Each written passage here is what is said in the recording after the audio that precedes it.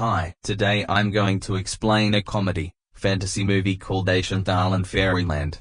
Spoilers ahead, watch out and take care. Chantal Ackerman is a young woman who lives in a social housing apartment in Berlin along with her brother and alcoholic mother. She has never really been good at anything in her life, education or sports or arts. The only thing Chantal wants to do is become a social media influencer. In fact, she tries her best at being a social media personality by doing makeup tutorials on Instagram Live. Chantal, however, is extremely clumsy and ends up gluing her hands to the bathroom basin. Undeterred by these failures, Chantal finds yet another opportunity to become popular on social media. She sees an advertisement from a chewing gum company named Crunchy Gum, announcing a contest for influencers with low following. Anyone who can create a cool idea to advertise the company's product will be featured on their next ad. There is no way that Chantal is going to miss this opportunity, and she immediately gets to work. Shortly afterwards, she tries to make an engaging video by pranking her best friend, Zeynep, but the latter wants no part in this dumb competition and refuses to cooperate. Zeynep instead is eager to check whether she has received an apprentice invitation from a local law firm. Turns out, both she and Chantal had promised to send applications a few weeks ago. Today is the day they will receive either an acceptance or a rejection letter. As Zeynep is busy sorting her mails out, Chantal notices an envelope lying around. She picks it up and discovers an acceptance letter from the law firm for Zeynep, but instead of handing it over to her friend, she quickly hides it in her bag. Following this, she drags Zeynep to a local youth center to try out for a low-paying part-time job. Chantal regularly visits this place because it has free Wi-Fi, much to the irritation of the teachers there. They urge her to be proactive and try out for better jobs elsewhere, but Chantal doesn't care. As she is also an alumni, the teachers are forced to give her the part-time job. Sometime later, the two best friends get busy instructing a bunch of kids for an upcoming drama. This is when Chantal sees a gothic-looking full-body mirror kept in one corner of the room. She and Zeynep approach the extremely dirty antique piece, which has some sort of an inscription on top. Just as the two friends are talking to each other, the glass becomes as clean as new. Chantal jokes that it must be a magic mirror, while Zeynep thinks it is some virtual reality gimmick. Nonetheless, Chantal once again begins to yap about her social media contest and what she plans to do for it. She wants to become a princess while dressing Zeynep as a witch. Then a handsome prince will arrive, save Chantal the princess, and kiss her. She is busy explaining how she plans to execute this idea when suddenly something weird happens. The antique mirror speaks up and says, "Your wish is my command." Upon hearing this, the two friends are so freaked out that Chantal kicks the mirror. The glass, however, doesn't break, and instead it sucks in her leg. Zeynep tries her best to save her friend, but she too gets pulled inside the mirror. They both land on the other side, the magical world of Catania, where fairy tales are reality. Soon afterwards, they are greeted by a spirit named Sparky, who is the steward of the portals between two worlds. She reveals that Chantal had awoken the magical mirror which granted her wish to be a princess. She is now Rosalia Esmeralda, the sole child of the king of Catania, Aldrich II. But the spirit adds that the king is a tyrant who had destroyed all the portals because of a prophecy. According to it, a chosen one would come from a faraway land and topple his rule. Furthermore, the spirit warns the two friends that they have 24 hours until the portal opens once more. She then gives them best wishes and vanishes from the spot. Despite being in complete shock, Chantal suggests they enjoy the time by fully utilizing her status as a princess. The two friends then head out of the room they landed in, only to discover that they are in a massive medieval castle. While fooling around in the lobby, they come across Aladdin, the main character from the book Arabian Nights. But he is not a thief or a prince, but rather a servant in the service of the tyrant king. Chantal sees the handsome young man and immediately starts to flirt with him. But Aladdin, being a servant, refuses to even look straight into her eyes and soon runs away in fear. Following this, Chantal and Zeynep make their way to the castle's garden. They soon come across Amalia,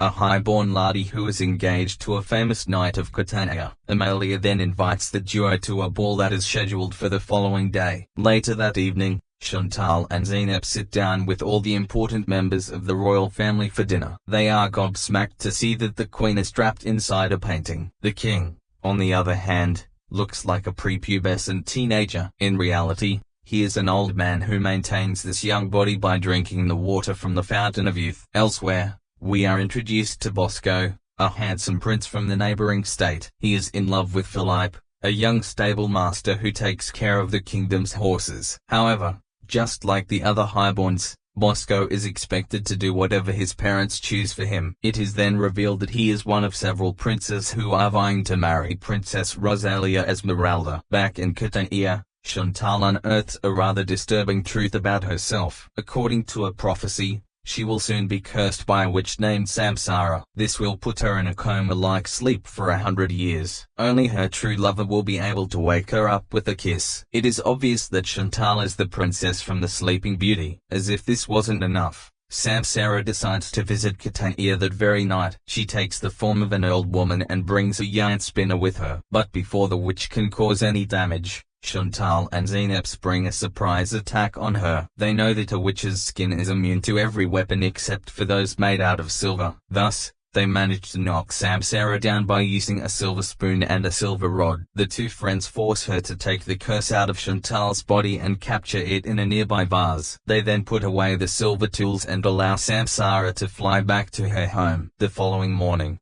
Chantal and Zeynep are waiting for the magic portal to open once more. They are excited to return back home when suddenly they hear a noise from outside. They look out the window and see that a prince is climbing up to the room. Chantal now refuses to go back to her world because she hasn't created any content to become famous yet. So, she convinces her best friend to stay until she films a promotional video for Crunchy Gum with the prince. Following this, the two quickly decide on a plan and Zeynep goes behind a curtain with Chantal's mobile phone. The latter then pretends to be asleep while Zeynep records from a distance. Prince Bosco soon enters the room and rather reluctantly tries to kiss the Sleeping Beauty. But Chantal wakes up even before their lips touch and immediately starts to put up an act for her promotional video. She tries to get the prince to express his love, but he clearly isn't into girls. In his nervousness, he grabs the nearby vase and accidentally allows the 100-year curse to escape. The curse starts zooming around the room and even cracks the magical mirror before entering the prince's mouth. Almost immediately, several bad things happen in quick succession. First, Bosco becomes unconscious as he has swallowed the 100-year curse. Then,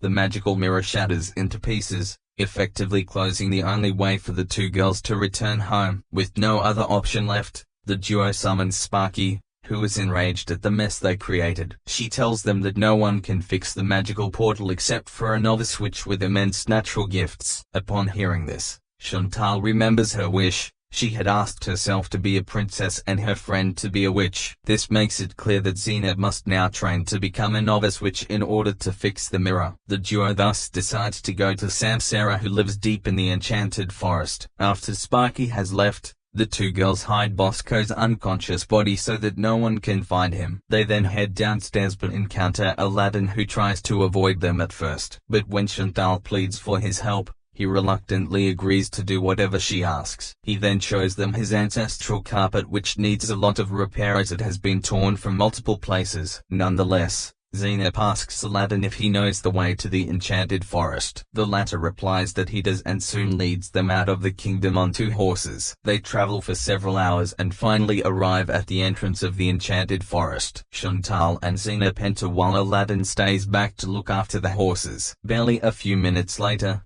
the two see a huge wooden cottage and cautiously enter inside. They are soon confronted by its resident, Samsara, the evil witch who had cast the 100-year curse on Princess Rosalia. She is ready to eliminate both the girls when suddenly she notices the necklace Chantal is wearing. This makes Samsara realize that they are not from this world and immediately kneels in front of them. She then reveals a prophecy which talks about a hero from the other world. This hero will enter the Forbidden Castle where he or she will find a blue diamond. With this powerful jewel, the hero will bring peace to the kingdom and topple the tyrant king. In reality, the current king, Wildrich II, is an evil man who banished the witches from Catania. Before his accession, the witches used to work as midwives who helped women deliver babies safely. But after the king heard the prophecy, he grew suspicious of everyone and banished all the witches. After this revelation, Samsara gives Chantal a compass that will guide her way to the Forbidden Castle. Chantal then leaves the cottage with a book containing old spells while Zeynep stays back to train and become a witch herself. A few hours later,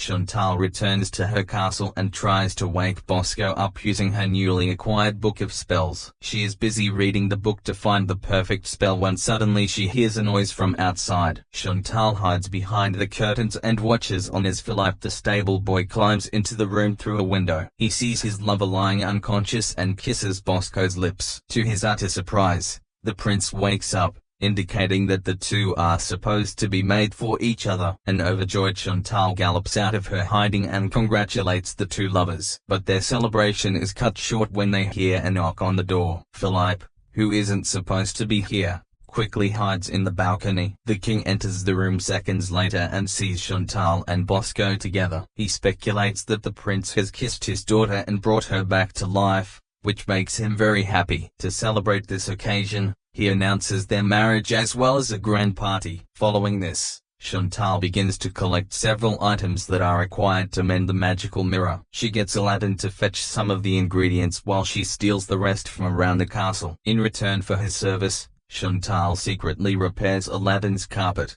infusing it with the magic she learned from her book. A few days later, Zeynep returns to Catania having completed her witch-turning ritual. She meets up with her best friend and the duo fixes the magic mirror using Zeynep's powers and Chantal's ingredients. However, all the dark magic inside Zeynep has made her suspicious of everyone around her. She loses control over herself and begins to attack her best friend, who is forced to flee from the room. This is when Bosco's mother sees Zeynep and immediately realizes that she is a witch. Shortly afterwards, several soldiers arrive at the spot and bind Zeynep with silver chains. They are also going to arrest Chantal on suspicions of being a witch, but she manages to fly away with Aladdin on his carpet, right before she's caught. With nowhere else to go, the two fly to the Forbidden Castle where Aladdin drops Chantal. He plans to accompany her but she says that she must take this journey on her own. The two then exchange their necklaces and Chantal heads inside the castle. It doesn't take her long to reach the inner crypts where the blue diamond is kept, but before she can take it, a fierce dragon emerges from the depths of a nearby cave. It is a big brooding beast with ferocious fire in his eyes. But Chantal remains calm and instead of running away, she starts to talk to the beast with love. To her utter surprise, the big dragon immediately flops on the floor like a puppy. It is obvious that the beast loves Chantal and is willing to help her. Following this, Chantal grabs the blue diamond from an old throne placed inside the castle. She quickly hops on her new pet dragon and the duo flies back to Catania. They stop on their way back and visit the Fountain of Youth, which is expertly hidden in the middle of a forest. The dragon stores a large amount of water into his mouth and they get back to their journey. Shortly afterwards, they arrive in Catania where the king has organized a huge public ceremony. Zeynep is tied to a pole in the middle of the courtyard and is about to be burnt alive for being a witch. But Chantal quickly intervenes with her dragon, who spits the water towards the king and his men. This causes all of them to turn into babies in a matter of seconds. After neutralizing her enemies, Chantal frees her best friend Zeynep. She then grabs the king's crown and puts the blue diamond on it. This formally makes her the ruler of Catania and gives her magical control over the kingdom. Using her abilities, Chantal frays the queen from her portrait. She also declares that Amalia will now be the chief of knights responsible for guarding the realm. Moments later,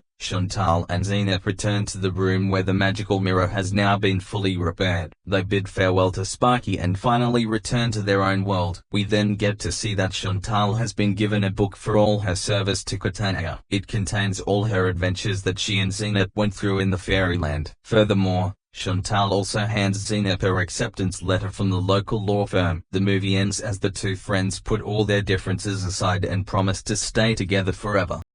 Underneath the moonlit skies, where secrets share and magic flies, your heart beat close, we harmonize.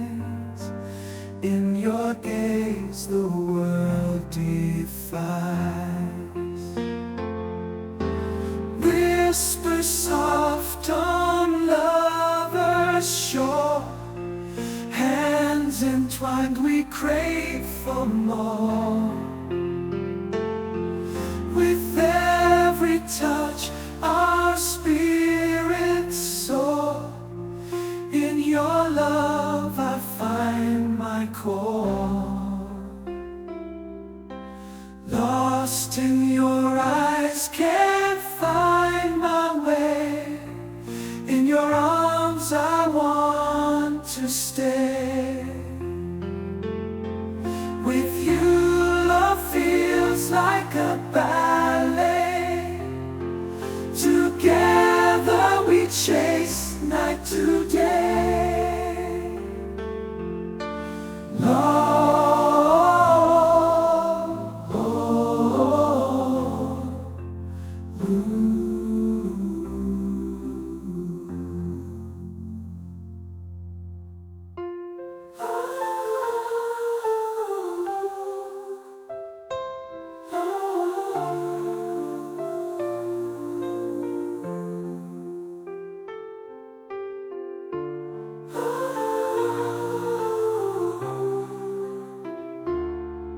together we chase night to day.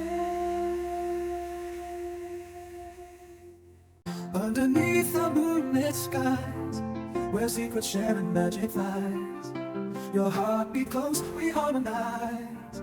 In your gaze the world defies. Whisper soft on lover's shore, hands entwined we crave for more. With every touch our spirits soar. In your love I find my core. Lost in your eyes, can't find my way. In your arms I want to stay. With you love feels like a ballet. Together we chase night to day. Lord,